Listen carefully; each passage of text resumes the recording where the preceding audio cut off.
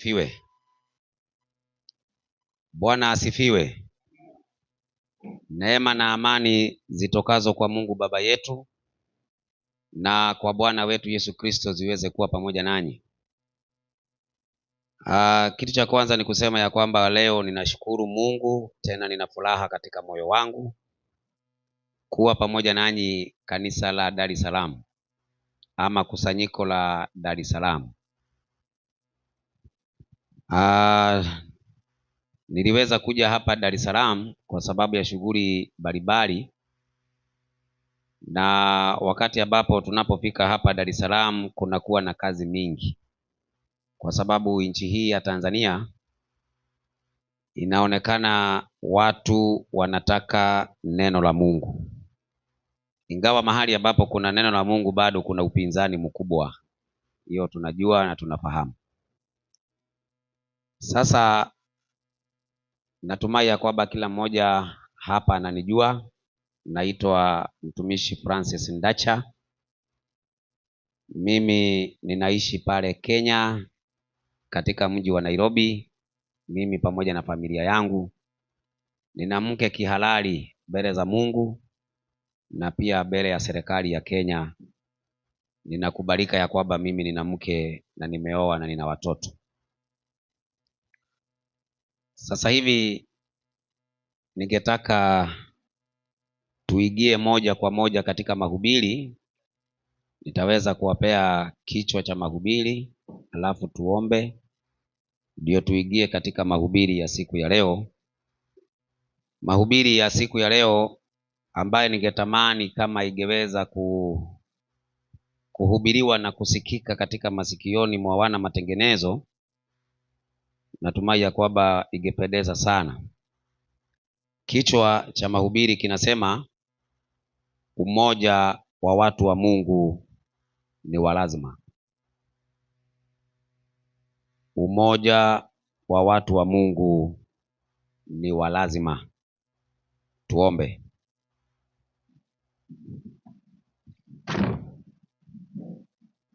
Baba wetu na Mungu wetu, Baba wa Bwana wetu Yesu Kristo, Mungu wa pekee na Mungu wa kweli, kupitia kwa Yesu Kristo Bwana wetu tena Mwokozi wetu, tunakushukuru kwa sababu ya Sabato. Umetuhuisha, ukatufanyia matengenezo katika mioyo. Tumenyenyekea mbele zako katika Sabato ya leo, tukiomba uweze kunena nasi katika njia ya kipekee. Mahubiri ya siku ya leo yaweze kuguza mioyo ya wana matengenezo, sio hapa tu Dar es Salaam, bali katika ulimwengu mzima kwa ujumla, wale watakaofikiwa na ujumbe huu katika lugha hii ninayotumia ya Kiswahili. Ombi langu ni ya kwamba uweze kuinuliwa, mimi nishuke, ninaponena wewe uweze kunena. Ujitukuze kwa mahubiri ya siku ya leo, kwa jina la Yesu tumeomba. Amen.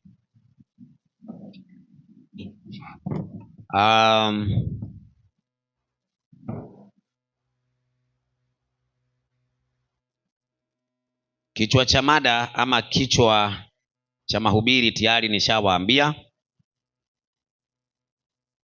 na sasa hivi ningetaka tuweze kutoa nukuu ama andiko ambalo tutaweza kulijengea hoja ama kujenga mahubiri yetu. Katika kitabu cha Yohana 17 mstari wake ni wa 22.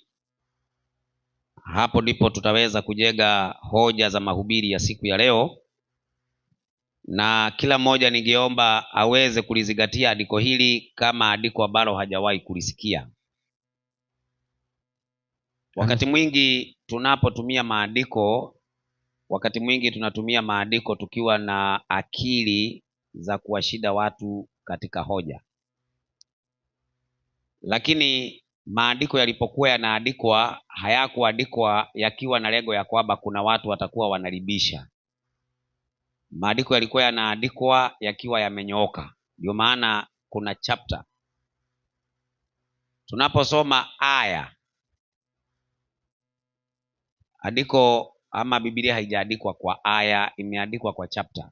Unaona ya kwamba tunasoma Yohana chapter ya 17 ama kitabu cha 17.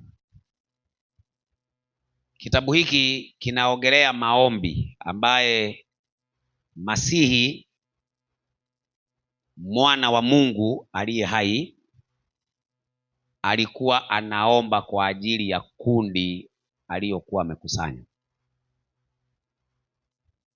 Wanaitwa the Nashara ama wanaitwa wanafunzi 12 ambao walikuwa wanajifunza katika shule ya Kristo, na Yesu alikuwa na wasiwasi kwa ajili yao. Kwa hivyo ilibidi awaombee. Akawa anamuomba Mungu. Katika haya maombi kuna kitu ambacho anasema katika mstari wa 22, anasema nami utukufu ule ulionipa nimewapa wao, ili wawe na umoja kama sisi tulivyo umoja. Haya ni maombi ambayo yalikuwa kwenye mdomo wa Mwokozi, akiombea kundi la wana matengenezo katika wakati wake. Yesu alikuwa mmoja katika wana matengenezo kwa sababu wakati alipokuwa anafanya mishoni yake, kulikuwa na dini ya Kiyahudi ambao walikuwa wamekataa ukweli na wakawa sasa wanafuata mapokeo, dogma walizokuwa wamejitengenezea wenyewe. Yesu alikuja akiwa na mission ya kuweza kuwasaidia na kuwarudisha katika njia sahihi ya ukweli wa Mungu, lakini badala yake walimkataa.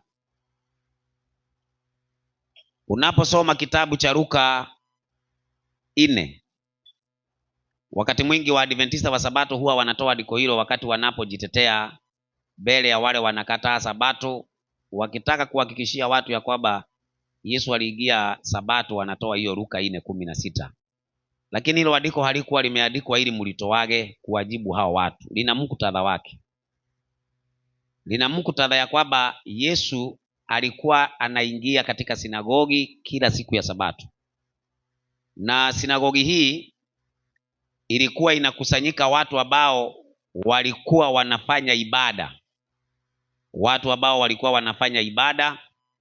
na walikuwa wanaamini ya kwamba ibada yao wanamfanyia Mungu wa kweli, Mungu wa Ibrahimu, Isaka na Yakobo.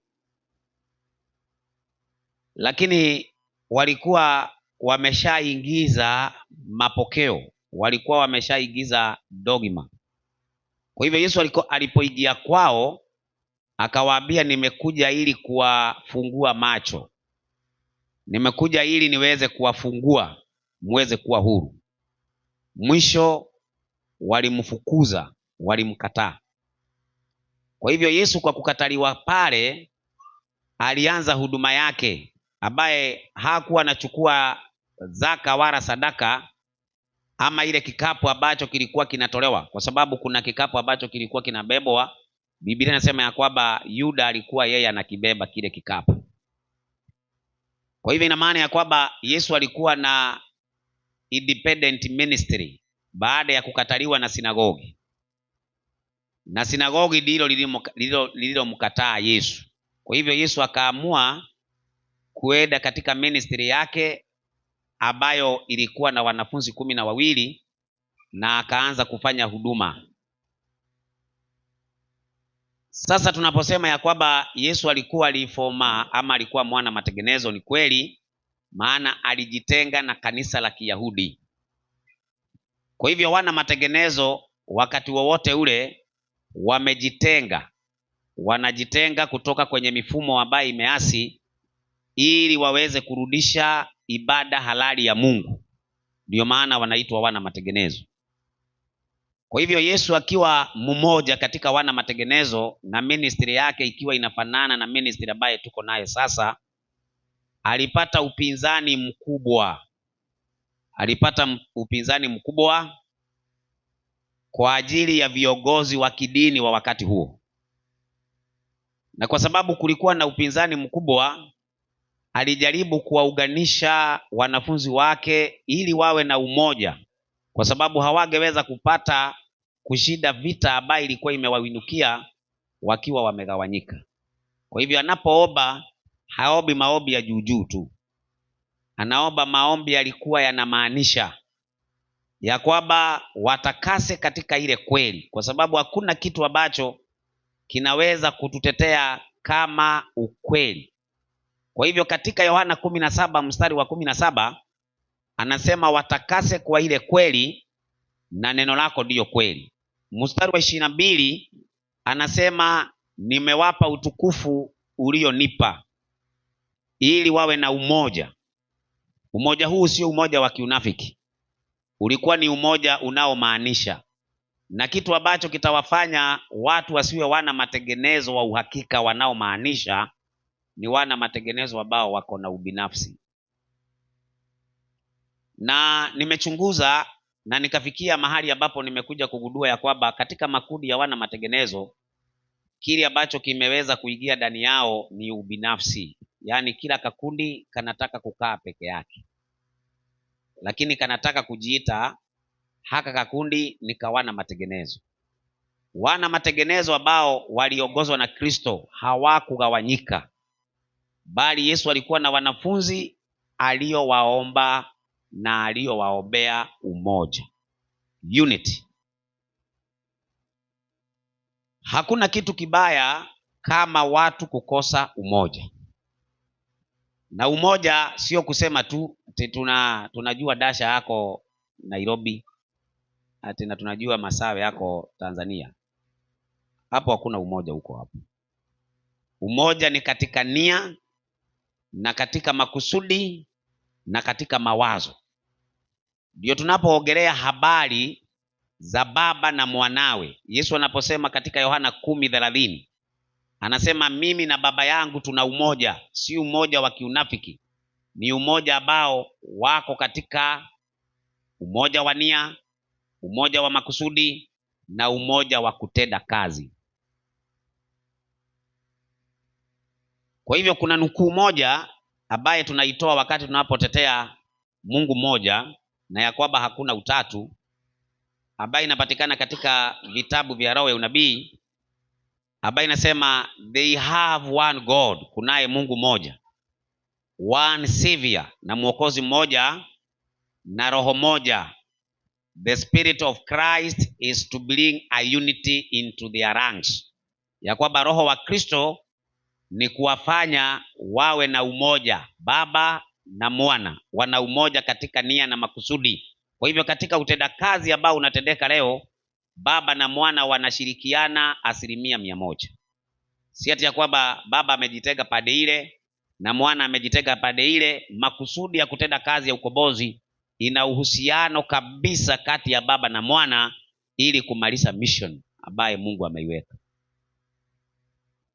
Sasa wanafunzi walipewa mission ya kuhubiri dunia, ya kwamba lazima dunia yote iweze kuhubiriwa, na lazima injili hiyo ili iweze kufika duniani lazima wawe na umoja katika roho, katika utukufu. Kwa hivyo ina maana ya kwamba roho anaondoa ubinafsi, roho anaondoa kujipenda, roho anaweka tu kipaumbele kuona mission imekamilika.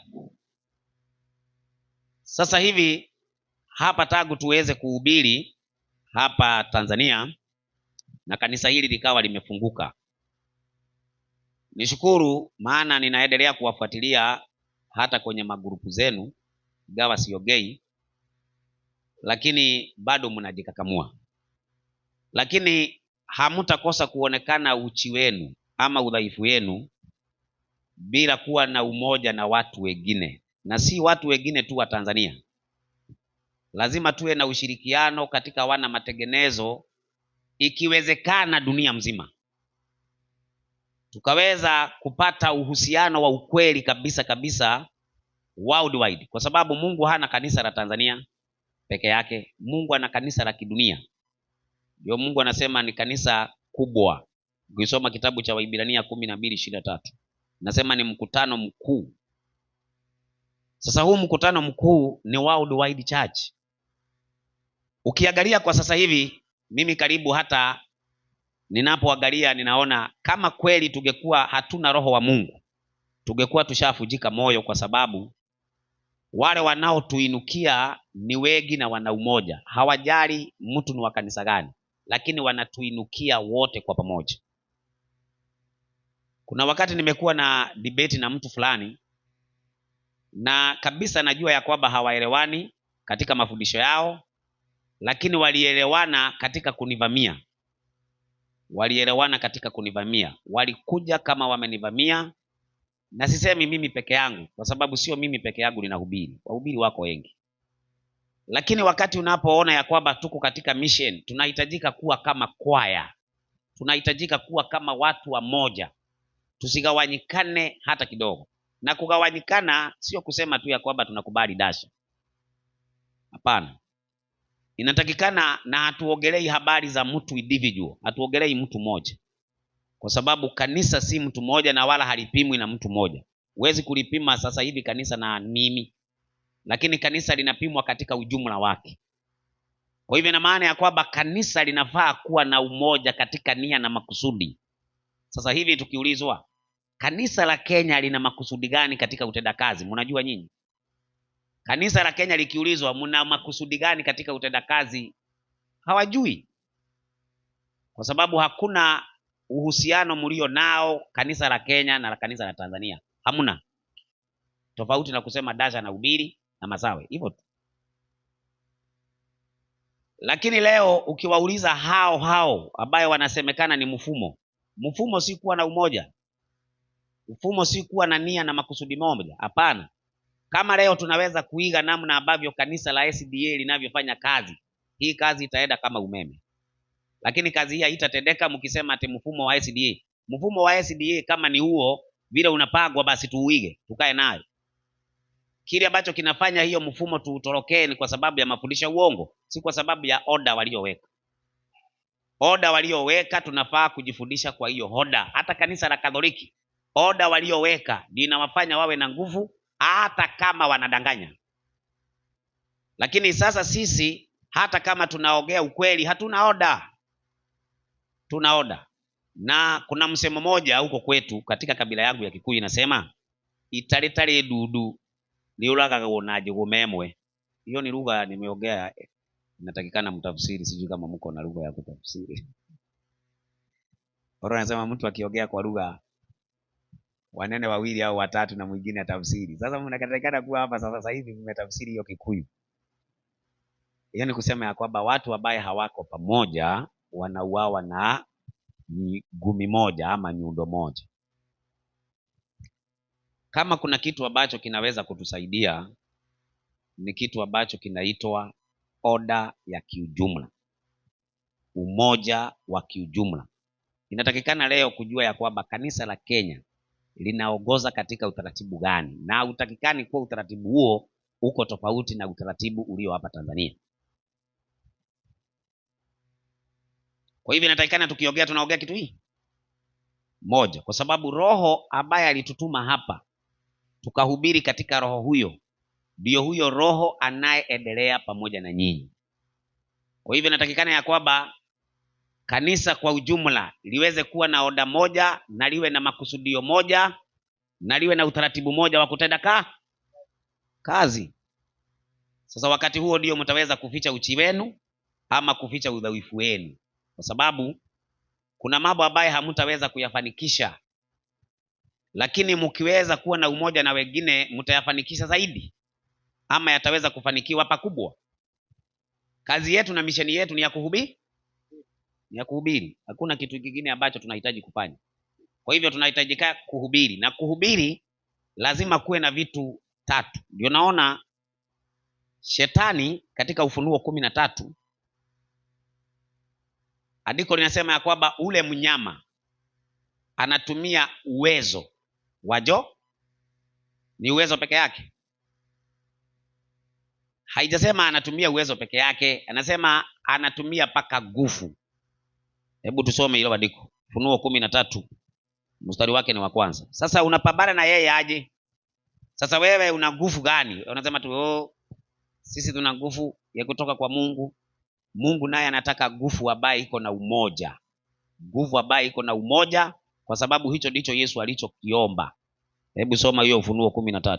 13:1 soma. Kisha nikaona mnyama akitoka katika bahari, ndio mwenye pembe 10. Nisomee mstari wa pili, maana pointi yangu iko hapo mstari wa pili. Anasema, ndio na yule mnyama niliyemwona alikuwa mfano wa chui, ndio na miguu yake ilikuwa kama miguu ya dubu, na kinywa chake kama kinywa cha simba. Ndio yule joka akampa nguvu zake, na kiti chake cha enzi na uwezo mwingi. Kwa hivyo anatumia uwezo mwingi na nguvu.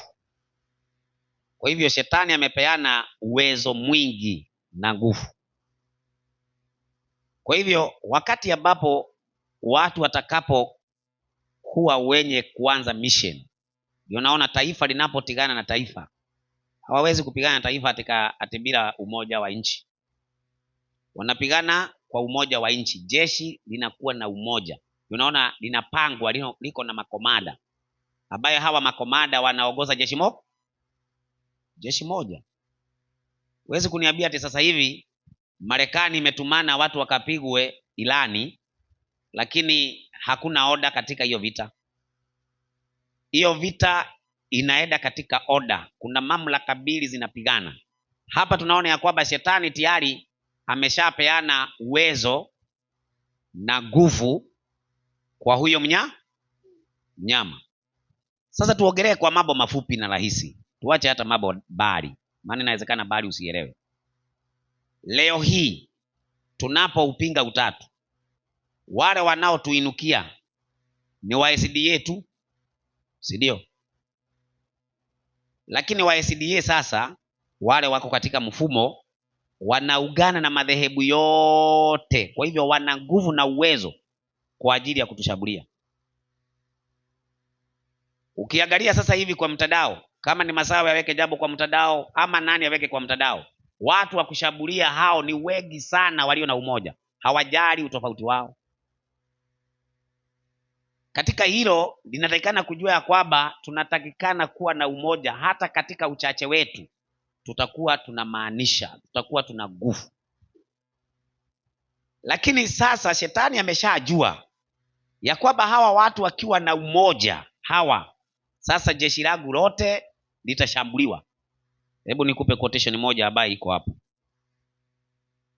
Unajua kuna maneno tunaongea kama theory, lakini wakati mwingine tunatakikana kuyaongelea kama practical, mambo ambayo yanaishi, sio kuongeaga tu theory kama vitu ambavyo havipo.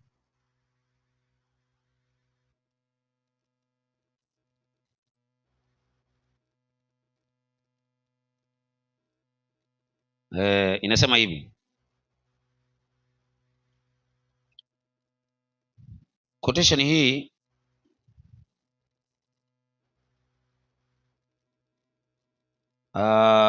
ni Mind and Character and Personality. Mind and Character and Personality volume 2 page 559 paragraph 2. Inasema hivi: ukweli na uongo haviwezi kusimama katika mashirikiano. Hebu sasa tusimame mahali ambapo Mungu amesema kwamba tunapaswa kusimamia. Hebu tufanye yote katika nguvu zetu kujiokoa wenyewe kutoka kwenye udhalilishaji wa kutisha ambao tumejiweka chini yake. Unajua, mimi wakati mwingine huwa nahisi nasema, hii ni vitu gani nilikuja kujiletea? Kwa sababu unapoamka alafu unaamka uwezi kuwa na amani kama hujaandika somo.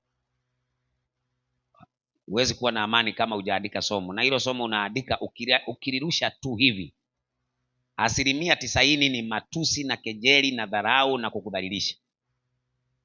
Unajua sasa uko na moyo bado, si unasoma, si unaona. Lakini ukiangalia kundi ambalo linatakikana kuwa pande yako ni kana kwamba lilishashindwa, maana utapata ni watu wawili tu wameongea, lakini kundi lingine lote liko kinyume na wewe. Tuna shida ya kwamba hii case hii vita, kwani tuko wangapi? Kwani tuko wangapi katika vita hii? Sasa sitaki kuongelea habari ya mtandao sana. Mimi nataka kuongelea katika utenda kazi ambao tunahitaji kuwa naye. Kama tumekubaliana kweli ya kwamba tumejitega na mfumo wa Kiadventista na mifumo mingine ambayo imeasi, tunatakikana tutakapofika hapa tuelewane katika kutenda kazi na makusudi na nguvu zetu. Na nguvu zetu sasa hivi si nguvu ya gumi. Nguvu yetu inatakikana kuwa katika pesa, na kama pesa haitaweza kudhibiti ama kudhibitiwa, haiwezekani mkawa na nguvu. Lazima mtakuwa na udhaifu na kazi yenu haitaonekana, na itaonekana kazi ya watu ambao hawajielewi.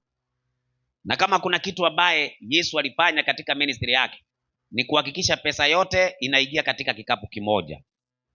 Wakati pesa itakosa kuingia katika kikapu kimoja, nataka niwaambie lazima udhaifu wenu utapatikana. Lakini nikikwambia leo tuende katika kikapu moja, utaona kama kikapu hiyo ni yangu. Utaanza kuweka ubinafsi uone kana kwamba Dasha ndiye anafaidika. Lakini unasahau ya kwamba si ati ya kwamba order hiyo ambayo ikiwekwa haitakuwa inafaidisha mtu mmoja. Inatakikana iweze kulifaidisha kanisa, ili hata kizazi kitakaye kuja kesho kiweze kupata order inayoeleweka. Sasa hivi Masawe akiondoka, ina maana ya kwamba movement imekufa. Ina maana ya kwamba mimi nikiondoka movement imekufa. Sasa kwa sababu ya kesho lazima watu wakae kitu kimoja, waongee. Na mimi nimesema kama wana matengenezo hawatakuwa na umoja katika nia na makusudi, mimi mikutano yao sitaenda. Nitasema ya kwamba wacha nikae hata kwangu nyumbani, naenda kanisa na hubiri basi. Kama nitapata mahali ya kwenda kuhubiri naenda, lakini mikutano yao sitaenda, kwa sababu mimi sitaki mikutano ya Babeli. Mimi mikutano ambayo watu hawataelewana, waweke order ya kuongoza kanisa. Kama ni East Africa, kama tunatoka hapa tuende tukahubiri Kongo, tutahubiri na umoja wa Kenya na Tanzania, kwa sababu tayari hapa ndipo ujumbe tayari umekubalika. Sasa nani ataenda kuhubiri Kongo? Sasa ni Masawe. Nani ataenda kuhubiri mahali hapa katika nchi ambazo zimetuzunguka? Mna mpango gani katika kuweka order hapo? Unajua kuna watu ambao wanajificha ya kwamba ati kuna mfumo ni order. Hakuna mfumo wa order. Mfumo wa order ni wakati mtakapoweka mtu mmoja kuwa ndiye msungumzaji wa kila mtu. Inatakikana order inayowekwa iwe na utaratibu ambao uliowekwa katika Biblia. Maana katika Biblia Mungu ni wa utaratibu. Mungu ni wa utaratibu. Utaratibu. Na kitu ambacho kitaweza kufanya tuweze kuwa na nguvu inayoonekana ni kuwa na umoja hata katika uchache wetu. Na haiwezi kuonekana uchache. Fikiri ni watu wangapi sasa hivi wako Kenya ambao ni wana matengenezo? Mnajua ni wangapi? Hamjui, kwa sababu tuna umoja tu wa mdomo. Mimi hata nilikuwa nimesema ni vile hata huyu Masawe mimi sijakuambia. Unajua Masawe ni rafiki yangu. Na tumetoka na yeye bali hata wakati wa kuweka hizi vitu zote order na nini tumepambana. Lakini mimi kwangu, unajua mimi ni mtu. Nilikuwa nimesema kwa moyo ya kwamba mimi hii mikutano ya hawa watu siendi. Sababu siwezi kwenda mikutano ambaye tunafanya na haionekani nguvu yake. Unaona Sasa kama inawezekana leo tuende tuhubiri Kongo, tuliende tukahubiri Kongo. Watu walijitoa mpaka sasa hivi simu imejaa. Wapi tufanye nini?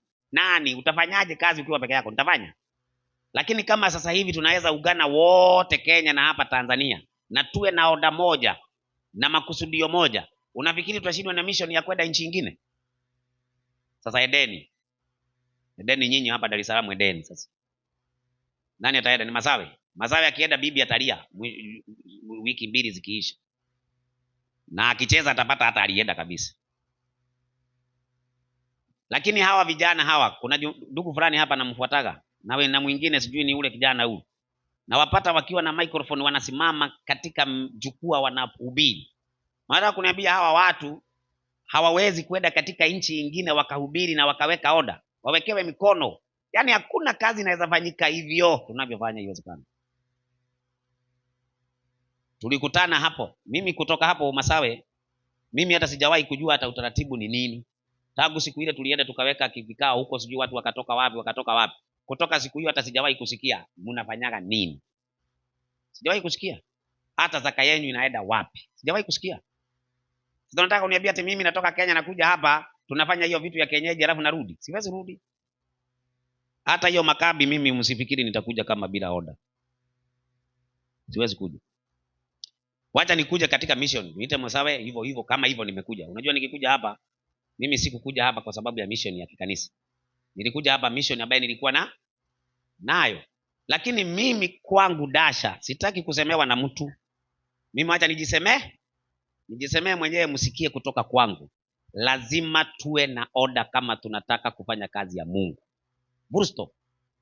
Bila utaratibu. Sasa nilikuta hata wakati ambapo si tulikuwa hapo, si tulienda kuna mahali tulienda tukakaa. Sijui ilikuwa wiki mzima. Si tulichaguana. Sasa kutoka tuchaguane wakati huo, ni kitu gani ambacho kinaendelea hapa Tanzania kutoka tuchaguane siku hiyo? Sasa mimi nikatuma Onyango, nikamwambia sijui kama aliongea na Masawe na grupu ambaye mlikuwa mmetengeneza. Nikamwambia ongea na watu wa Tanzania, wakupe utaratibu wa Tanzania ni upi? Oda yao ni gani? Alafu na wewe utoe oda ya Kenya ni gani?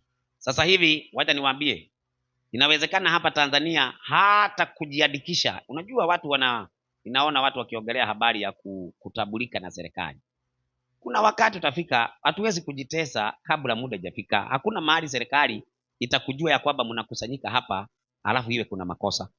Lakini kuna wakati ambapo kutachafuka, ambapo vikundi vitachafuka kwa sababu watafanya uasi. Alafu mtahesabiwa pamoja na wao. Lakini kuna kitu, kwa mfano pale Kenya unajua kuna vikundi vya kuasi. Serikali iwezi kubali. Hivyo mnakusanyika hapa. Mtakusanyika siku ya kwanza ya pili serikali iko hapa. Nyinyi ni akina nani? Nyinyi ni akina nani? Lakini serikali kama inaweza ikaigilia ibada, ikawaambia sasa muabudu hivi. Ndio Biblia inasema kwamba tunafaa kumtii Mungu kuliko wanadamu. Lakini sasa hivi hata tukasema kuna siku tulikuwa tunafanya debate na Masawe. Tunaomba mtu tu atupe barua tukubaliwe kufanya debate. Wale ambaye tulidhani ya kwamba ni wana matengenezo walikataa na pameti zao, hizo barua zao. Ukweli uogo Masawe? Yule ambaye alikuja kutupea ni Mjumapili, ambaye huyu Mjumapili ndiye alitusimamia ndio tuweze kufanya mkutano. Ina maana ya kwamba kama bila huyo Mjumapili hiyo mkutano hatungeiweza kuifanya, hata kwa wana matengenezo hao wanaodai ni wana matengenezo. Sasa huo ni wana matengenezo wa aina gani? Wewe kwa nini unakosa kuwa na uhusiano mzuri na Kenya? Kanisa la Kenya lina uhusiano gani hapa na Tanzania? Uhusiano gani mlio nao na kanisa la Kenya? Uhusiano wa Kenya na Tanzania ni Dasha. Uhusiano wa kanisa ni tofauti kabisa na mimi. Mimi naweza kufa. Nikikufa kesho ina maana ya kwamba mmeachana. Ni oda gani mmeweka sasa hivi? Sasa mimi nikiongea hapa naomba muisikie hii ya kwamba lazima tuchaguane na kanisa lichague watu ambao watakuwa wanaongea katika utendakazi katika nguvu ya kanisa yote, na kanisa la Kenya liko tayari. Na wale ambao wamekataa umoja huo, kuna quotation zinasema kwamba Mungu haongozi watu kama hiyo. Kama wewe unaweza kukataa kuungana na watu wengine mfanye kazi na mnadai ya kwamba mnaongozwa na roho moja, Mungu hawaongozi. Lakini kama kweli Mungu anatuongoza, lazima tushirikiane katika umoja ili tuweze kutenda kazi kwa nguvu inayoonekana. Ninaeleweka? Lakini inaingia kwa akili. Hawa vijana hawa ambaye wamejitoa, mimi kwa sasa hivi nimeanza kuingia katika huduma ingine tofauti. Usidhani ya kwamba tunajitegemea niende nikapambane na shule ama nikapambane na mazingira. Lakini na maana ya kwamba huyu jamaa ako hapa, namsikiliza. Wakati mlipokuwa hapa sijui na watu wa Kongo hapa nilifuata hiyo mjadala na nikapata huyu ndugu anatoa hoja zinazojielewa. Ni kitu gani kitafanya huyu mtu tusisupport yeye kufanya kazi hii? Ni kitu gani ambacho kitafanya tusichukue watu wengine ambao tunajua ya kwamba wanaweza kufanya mission, alafu tupange namna kazi itakavyoenda. Kazi ikienda katika order, nataka nikwambie itaenda kwa nguvu kubwa na uwezo mkubwa. Unaona, kanisa la SDA wanaweka pesa zao, na pesa zao ziko na utaratibu. Pesa zao ziko na utaratibu. Unajua hata saa hii nimeona mnaweka hapa. Hapo mumeweka. Hapo mumeweka hapo. Hata mtu mwenye akikuja hapo aseme mumeweka shilingi 5, mtapinga. Hamtapinga kwa sababu umeweka. Lakini sasa sijui nyinyi mnapagaje. Si ati kwamba mimi nasema nyinyi, ninasema kwa mfano. Kwa hivyo hiyo pesa ambayo mumeweka hapo na ile ingine imewekwa mahali pengine, mahali fulani na hapo, unataka kuniambia ukisikusanya ya hapa na ukusanya pale ni kitakuwa kitu moja? Iwezi kuwa kitu moja. Itakuwa na uwezo na nguvu. Itakuwa na uwezo na nguvu katika kutenda kazi. Lakini sasa wale wakiwa na ubinafsi, waone kana kwamba wakiweka hiyo pesa wanasaidia Masawe, wataweka? Na ndio hili isije ikawa inasaidia mtu fulani. Wacha iwekwe oda ya kibiblia ambayo Mungu ameweka ili tuweze kufanikiwa katika mission ambayo iko mbele yetu. Kwa hivyo wakati Yesu anapoomba anasema wawe na umoja katika utukufu. Utukufu ule ni roho. Utukufu ule ni roho. Kwa hivyo wanakuwa na umoja katika roho. Roho akikuongoza na mimi yaniongoze, hatuwezi kuhitarafiana, hatuwezi kuwa na ugomvi. Naelewana ndugu zangu? Kwa hivyo wana matengenezo, kwa sababu mimi najua hizi kamera zinanichukua. Wana matengenezo wote walio na ubinafsi, hakuna Mungu anawaongoza, ni tumbo zao zinawaongoza. By the way, Kenya hakuna hiyo. Sijui hapa Masawe ataniambia baadaye. Although sikutaka aniambie kwa sababu hata Masawe si kanisa. Natakikana kama ni jambo linaogewa liwe linaogewa kikanisa. Hii yetu na Masawe tutaogea mambo mengine huko barabarani. Lakini kitu ambacho sasa ninaweza kukuambia ni ya kwamba leo hakuna shilingi hata moja yenye inaingia katika kanisa la Kenya ambaye inaweza kwenda kwa mtu. Hakuna njia yoyote ile. Na ndio maana inatakikana hata kwa ripoti ya kanisa yoyote kama leo, inatakikana kuwa na ripoti kabisa ya kwamba leo pesa ambayo imetoka ni hii na imewekwa hapa. Hiyo pesa kutoka hapo haiwezi kusema kwamba ati wewe umesikia umesota unasema sasa Masawe nikopeshe kwa sababu inakaaga kwa Masawe. Hiyo itakuwa si pesa ya kanisa tena. Lakini kwa sababu muna akaunti zenu, ninajua mko nayo. Lakini kama akaunti ya Dar es Salaam haitakuwa na uhusiano na akaunti nyingine iko na hapo, hata nikwambie mtabaki tu na madhaifu hapa. Itakuwa hamfanyi mission namna inatakikana kufanyika. Tanzania mzima inatakikana kuwa na oda moja. Alafu kutoka hapo kama tumeenda katika nchi nyingine, hatuwezi enda kwenda nchi nyingine alafu tuwekee oda yao huko. Aje na tumewahubiria. Si tumewahubiria? Sinaenda tu oda hiyo ikiendaga. Lakini kile ambacho kinatakikana ni kitu inaitwa utaratibu na watu waliookolewa na watu wataweza kutumia vitu vya Mungu kwa njia inayofaa. Tunaelewana watu wa Mungu? Sasa hili nimewaacha kwenu, na ninadhani ya kwamba hilo nilikuwa linanitaka niliseme na nimelisema. Sasa hapa iko hivi. Katika kitabu kinaitwa Upward Look page 88 paragraph 2 inasema hapawezi kuwa na umoja kati ya ukweli na kosa. Wale ambao wameongozwa katika udanganyifu tunaweza kuungana nao ikiwa tu wameachana na udanganyifu huo. Bwana Yesu asifiwe. Kwa hivyo hatuwezi kuungana na makosa. Kile ambacho kinaweza kutuunganisha ni ukweli.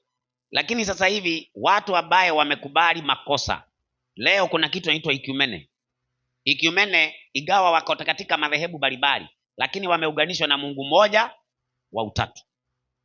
Kuuguza utatu umeguza ikumene. Hujaguza Katoliki, umeguza ikumene. Kwa hivyo wataungana wote kuwashambulia. Sasa wakati mtaanza kuchinjwa, nani atajificha wapi? Nani ataenda kwa mwingine?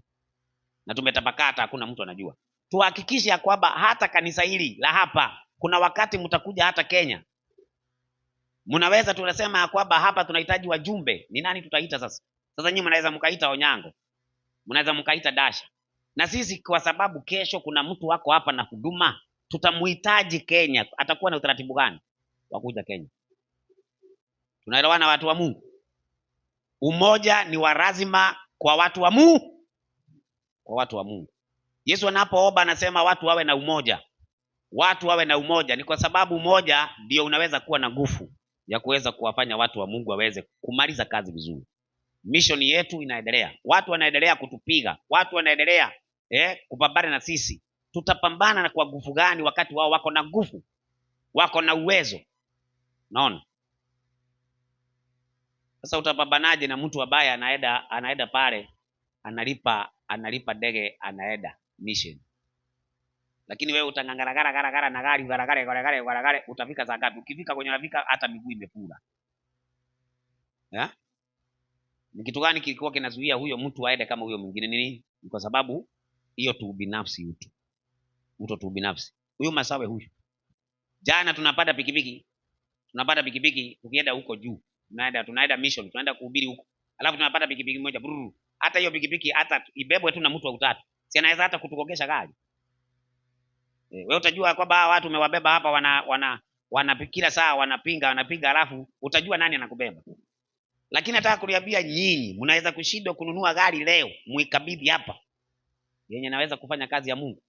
Lakini sasa hivi Masawe akawe na gari yenye ambayo imenunuliwa katika mission, wewe utatoa kesho kwa maana unaona ya kwamba inafaidi yeye. Hiyo ni roho gani? Mimi najua kuna watu ambao wanajiita wana matengenezo. Ukivaa kasuti kama haka ukapendeka kasuti anaona ile zaka yake aliyotoa ndio imefanya ununue hii kashati. Atatoa kesho maana ulinunua uko na shati mpya. Lakini kama itawekwa oda, kuna vitu ambavyo vitakavyoonekana. Kuna mtu amesema kwamba leo tukiweza kufanya mission na gari haitafanyika hiyo mission. Mpaka tufanye na pikipiki. Lakini hapa katikati hapa kuna vitu ambavyo vinapotelea. Ona vikiri ni watu wangapi wako na pesa katika huwa na matengenezo. Lakini pesa wao haziwezi kufika mahali zinaweza kufanya kitu inaonekana kwa sababu zinapotelea hapo katikati ama zikafanya vitu za ajabu. Lakini kama zitaenda vizuri, lazima zitaweka vitu vinavyoonekana. Sasa hivi ukienda kwa SDA, magari utamaliza. Si wako nazo za mission? Kwa nini katika mission hizi zikose? Yaani na maana ya kwamba Mungu ameamua kweli sisi tuwe tu maskini wa kulia kila saa. Mungu ametuhukumu kwa nini hivyo? Ni kwamba ile tujifunze kwao, hata kama wameazi, tujifunze kwao. Maana shilingi yao wanaiweka sawa sawa, inafanya kitu. Hata wewe saa hii kwako kwa nyumba, ukiwa na pesa yako unatumia tu kwa njia ambayo haifai, hakuna kitu utawaifanya, hata uwezi kujenga. Wewe usifikiria kwamba watu wamejenga gorofa, alienda akapata pesa mahali akachukua akajenga. Ina maana huyo mtu aliweka pesa zake katika oda ndio akaweza kujenga. Kwa hivyo tukiweka pesa zetu katika oda wana matengenezo, tutafanya kazi kwa njia rahisi na itafanyika haraka. Sawa? Lakini isikuwe tu nimeongea tu. Iwe tu nimeongea na kabisa hii kitu ikawaingia. Na watu ambao watakataa umoja, tuachaneni na wao. Afadhali tubaki watu wachache tunaoelewana. Kwani tuwe kundi kubwa ya watu ambao hatuelewani? Ya nini? Si tubaki watu wachache na tunaelewana. Kwa hivyo natakikana Masawe kutoka hapa. Unatakikana kama wewe hapa Dar es Salaam, ita watu yote hao viongozi. Yule atakuja kubisha, waachana na yeye. Na asichaguliwe na siweko hapo. Kwa sababu vitabu zishaweka wazi. Wanatakikana kuchagua viongozi. Viongozi wanatakikana kuchaguliwa hivi. Ni kitu gani kinatakikana kiangaliwe? Alafu kinaangaliwa. Alafu watenda kazi wasapotiwe na pesa zenye zinatoka kwa mifuko ya washirika. Na hizo pesa zitaweza kufanya kazi hiyo kama zitaaguka mahali pamoja. Sasa yeye atemugae Kenya pale, wengine wagae kao hapo, ukienda wachunguze hakuna kitu wanaendelea. Kuna watu wengine nilikuwa nimehubiri mahali pengine hapo Nakuru. Nilipohubiri hapo nikawa nimewaacha hapo. Sasa wakaanza fitina. Fitina. Wakaligawa hilo kanisa, kundi hilo. Sasa hivi hata najua hawajapita watu 6 na wako hapo tu wakihangaika. Na walikuwa wanasema hatuwezi kuweka hiyo pesa katika kikapu moja. hiyo kikapu huko kwenye walikuwa wanatakana waweke kikapu moja, mtendakazi ambaye angewekwa huko angekuwa tuseme amepewa kama 20,000 ya Kenya. Lakini hili kanisa lenye linakataa oda, ukiwaangalia kikapu yao yenye wanaweka ya zaka hawafikishi hata 10,000. Lakini nawaambia tuweke kikapu moja ili hata mtendakazi atakayefanya hapa aweze kupata kitu ambaye anaweza kula. Kwa hivyo ina maana wao sasa wanataka tunaenda hapa, tumeenda door to door, wanaenda door to door, alafu wanachukua ile zaka, wanagawana, wewe shika hii 1,000, wewe shika hii 1,000, wewe shika. Wakimaliza hiyo door to door, kesho wanaangalia kuna pesa ngapi hapo, wanasema twende door to door pale, wanagawana hiyo pesa. Sasa kazi ya namna hiyo itafanyika nini? Hakuna kitu itafanyika. Lakini kama tutafanya kazi hii kwa oda, nataka nikwambie hawa watumishi wote watakaoingia kwenye kazi ya Mungu, hakuna mtumishi atakayefanya kazi hii akiteseka. Hii kazi tulifanya kama tunateseka, lakini mahali imefika hatuteseki tena, kwa sababu tayari watu wameshaelewa ni kitu gani tunafanya. Lakini hawa wale wanakuja, wewe hebu simama brother, mimi nakuonaga na masipika. Ni nani? Ni huyu. Wewe unakuwa na spika huko kwa barabara? Hebu simama. Na wewe nimekuona na spika, si ndio? Hebu simama. Hawa watu vile unavyowaona hapo, ukiwaangalia hapo, si ni vijana wadogo? Wanahitajika kesho hata wae na familia. Maana si kwamba wakihubiri hawatakikani kuwa kama kuna huyu ameoa, nilisikia akisema. Sijui kama huyo naye ameoa. Lakini hata kama wako na familia ama kama hawana, wanatakikana mission yao iwe ni full time mission, lakini wanatakikana kulipwa na zaka ya hapa Tanzania. Hapa Tanzania si zaka ya hapa kanisa la Dar es Salaam. Sasa zaka ya Tanzania ikiwa mzima inatakikana ikiongezeka, watendakazi wanaongezeka, sababu inaongozwa katika utaratibu. Sasa hawa watu wanatakikana mlishawawekea mikono.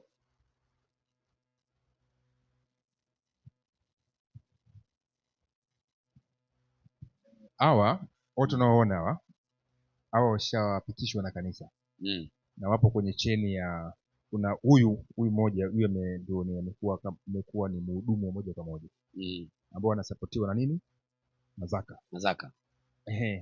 Huyu anasoma bado shule, lakini anaingia kwenye ile injilisti wa kujitolea, lakini anasapotiwa na kuna hela anayosapotiwa. Na yule pale baada hajaingia moja kwa moja na shughuli zake, lakini anaingia kwenye mission, anasapotiwa kuna kiasi fulani cha support pamoja na huyu mwingine mwenye shati nyeupe. Lakini sasa huyu ameingia moja kwa moja, iko wakfu ambayo analipwa posho ya kila mwezi. Hiyo tumeshaweka wakfu kama kawaida. Na ni kanisa la Dar es Salaam linawalipa ama ni kanisa la Tanzania? Sasa kwa sababu ya ukubwa wa nchi kuna kitu moja kilifanyika. Mikoa sababu ina mikoa nchi na mikoa kama 34 hivi, 36. Ishapanda. Sasa kwa sababu ule ukubwa umekuwa ni mkubwa, nchi ni kubwa, ikabidi igawanywe mara 7. Mara ngapi? 7. Kwa hiyo zaka yote inakusanywa kikanda, alafu taarifa inatolewa. Kwa hiyo katika ile wale wainjilisti, mfano kama kanda ya Ziwa, ile kanda ya Mara kwenda kule Hispania, ile yote mikoa yote ambayo ipo kando ya ziwa, na maana zaka inawekwa mahali hapo. Sasa wale wainjilisti wote wanasapotiwa pale, wanahubiri kila siku. Hizo pesa zote baadaye zinakuja kutolewa taarifa kwa wainjilisti, kwa zaka tu peke yake, kwa wale ambao wanasapotiwa. Wainjilisti ni wangapi ambao wanakuwa supported? Kwa ile wanaikusanya pale, si kwamba inakuwa wanaiamulia wao, inaamuliwa na halmashauri kuu ya taifa, kwamba hii zaka inayosanywa hapa, sababu ingawa imesanywa kwa kanda, lakini inakuwa ni mali pamoja. Sasa hiyo sababu ilikuwa mgawanyo ulikuwa ni mgumu kwa sababu ya ukubwa wa nchi. Kwa hiyo ikabidi sasa wale waratibu katika maeneo ya kanda wanasimamia kuwalipa. Kwa mfano kama hawa hawalipi na kanisa la Dar es Salaam. Wanalipa na kanda zoni yote. Hii zoni ambayo ina mikoa kama 6 ambayo zaka yote na kama hii inaenda mahali pamoja. Sasa kuna kiongozi, mimi si kiongozi. Kwa hiyo kuna mratibu ambaye anaratibu hiyo. Kwa hivyo ile uchaguzi tuliofanya pale bado inafanya kazi. Inafanya kazi. Sasa imepanuliwa ilifanya kazi, lakini imepanuliwa zaidi. Tuko pamoja mpaka hapo Kwa hiyo ina maana kila baada ya miezi kadhaa taarifa yote ya nini, ya zaka inatolewa, imefanya nini na hesabu yake inatolewa, kila kitu. Nani anatoa? Wale waratibu, wale ambao wanakusanya. Kwa mfano kama hii zaka, umeona hii zaka ambayo inasanywa hapa. Hapa inabaki sadaka tu. Kwa maana hii zaka yote itoka hapa inahamishwa. Inaenda sehemu ya Zanzibar, inahamishwa, ya Morogoro inahamishwa, ya Tanga inahamishwa, ndio kwa mahali pamoja. Sasa unaona sasa. Mimi ni mimi ni kipofu katika hiyo. Kwa sababu sijui kitu kinaendelea Masawe. Sasa inatakikana ya kwamba hata wewe unatakikana kujua ni kitu gani kinaendelea. Sasa iko hivi. Onyango tunawasiliana sana. Sababu wewe si kiongozi pale. Ndio? Ndio. Tunawasiliana sana. Na sasa hivi ni kama juzi nimemwambia. Sasa imefika mahali. Viongozi wa Kenya na viongozi wa pande hii ya Tanzania tufanye mkutano. Imeisha. Taarifa nayo. Basi ni hivyo. Hiyo tu ndio nilikuwa nalilia. Mungu awabariki bana. Kama ni hivyo, hiyo ndio nilikuwa nalilia. Mungu akubariki Masawe. Kama ni hivyo, imeisha kesi. Imeisha, nisameheni. Lakini bado ni mahubiri kwa wale wengine ambao wanafanya hivyo. Si kwamba tukusamehe. Unajua ni roho wa Mungu anatuhimiza. Kabisa. Kwa mfano, nimeenda nilikuwa na ziara. Na hii ziara nimeifanya pia nimesapotiwa kidogo, ingawa pia sehemu ya nusu yake nimejisupport. Ndio. Vitu vingine unakuta unapata kiu, sasa unasubiri kwamba nataka nende sehemu fulani mpaka mambo ya kai. Kwanza unaelewa tumeshafanya vitu vingi. Ndio. Inaamua ufyatuke mbele kwa kazi ya Mungu. Sasa nimeenda kule Sengerema. Nimehubiri pale mkutano wa wiki nzima. Nimebatizwa Jumapili na kadhalika. Lakini kuna mwanatengenezo mmoja anaitwa Baraka. Alienda pale akasikia niko pale, akasubiri nimeondoka naye akaenda pale. Kwa akaenda akapomoa ile ambayo nimejenga na kanisa liko pale nishabatizwa. Sasa kibaya akasema kwamba mimi na wewe tuita tukatoroka hoja. Sasa ameenda kufanya confusion katika ile kanisa. Kwa ujumbe kama huu unatoshea kama ametoka amesikiliza na yeye na watu wengine. Ila kiungana nikampigia simu. Kwa hiyo usinipigie simu tuzungumze. Sasa kwa point hiyo huu ujumbe unatufaa hata sisi Tanzania. Ubinafsi ni mwingi. Sasa kuna wale ambao walianza nyuma. Ndio. Walianza nini? Nyuma wale kabetu sisi wale Wanyagori na nini. Sasa hao ukiwaita unaona kama vile tunataka tuwatawale. Sababu wao wahubiri kkama sisi. Sababu sisi tunahubiri kila kona. Ndio. Wao wanahubiri kila siku, unapewa speaker kama speaker umenunuliwa speaker wanahubiri mara kila siku tu wanahubiri injili kila siku. Unaona Sasa nikamwambia sisi tuko tayari hata kujiempty, kujivunja, tuanze nini? Upya. Yaani mimi hapa tunaga naambia kila siku nataka nijiuzuru. Kila siku naambia kina nenda hapo. Uongo kweli? Yaani nataka wananilazimisha. Sababu nataka nihubiri tu kazi njema. Kusimamia huduma ni ngumu sana. Kusimamia watu wenye vichwa vingi. Sasa kwa hiyo watu tuko tayari sisi kujivunja. Hata wengine wako hapo. Tumeshawaita, lakini ile tu binafsi na hiyo unasema kwamba zaka. Unaona mimi nimenenepa kidogo, akasema Masawe nakula nini? Nakula zaka. Na sio nataka nikonde, sielewi. Kama ile akatuposti. Kwa hiyo ina maana huo ni ubinafsi tu kama uko hapo. Lakini mimi sichukui zaka, hebu umekazina. Mimi nachukua zaka hapa. Kabisa. Sasa hata kama tu zaka yao. Hata kama kuna mtu amesikia, unajua watu wengi wanatupiga na hiyo. Lakini sasa nafikiria kwamba wamepata jawabu. Lakini kitu ambacho sisi tunalilia ni kazi ya Mungu kuendelea kwa nguvu. Na itaendelea kwa nguvu wakati wana matengenezo wataungana wakuwe kitu moja. Lakini tukigawanyika tukudi tutapigwa na bokora moja. Si Mungu wa mbinguni aweze kuwabariki wapendwa. Ninawatakia mema na waombea sana mimi. Kanisa la Tanzania ninajivunia nyinyi kabisa. Sasa tuombe ya kwamba kama itawezekana Masawe, hao wana matengenezo ambayo wewe unawajua, ujaribu kuwatafuta. Wakikubali tuweze kuungana, wajue tuweke kikao lini. Alafu tuje tuongee, tuone ni vitu gani ambayo turekebishe ili tuweze kuwa kitu moja. Lakini wakikataa watakuwa wamekataa wao. Umewatumia?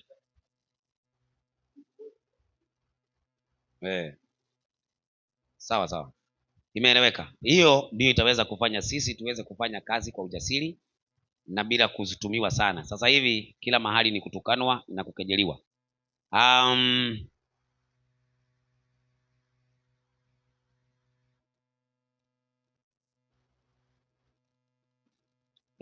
Kuna quotation ambayo naitafuta hapa. Inaitwa ndio ya mwisho inaitwa testimony treasures ama upward look. Wacha tutumie upward look. Upward look ni page 358 paragraph 2. Upward look page 358 paragraph 2 inasema hivi: kuungana na Kristo pamoja na sisi kwa sisi ni usalama wetu pekee katika siku hizi za mwisho. Nasikia hiyo point? Ama nirudie? Kuungana na Kristo pamoja na sisi kwa sisi ni usalama wetu pekee katika siku hizi za mwisho. Hebu tusifanye iwezekane kwa shetani kuwanyoshea kidole washiriki wa kanisa letu na kusema, tazama jinsi watu hawa waliosimama chini ya bendera ya Kristo wanavyochukiana wao kwa wao. Hatuna kuhofia, kwa maana wanatumia nguvu nyingi kupigana wao kwa wao kuliko kupigana na vita na jeshi langu. Sasa kitu ambacho tunaweza tukafanya ni ya kwamba hatuwezi kuelewana kila kitu, lakini tukielewana ya kwamba Mungu ni mmoja na Yesu Kristo ni mwanawe, sawa haya masuala mengine ambayo yanaweza kuwa hatuelewani, tunaweza kuyaelewana bado tukiendelea na kazi. Kwa hivyo watafuteni wote, tutafutane wote, tuwe kitu kimoja. Tupige magoti tuombe.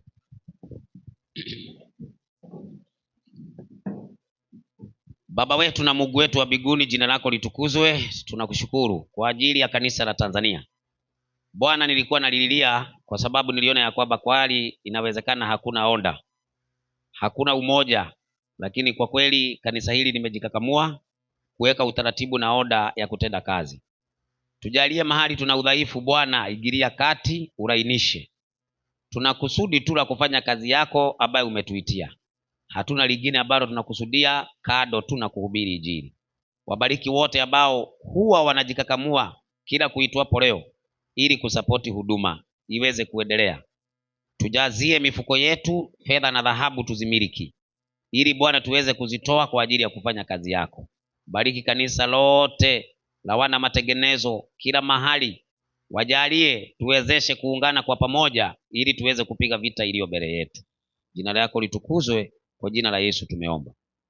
Amen. Amen.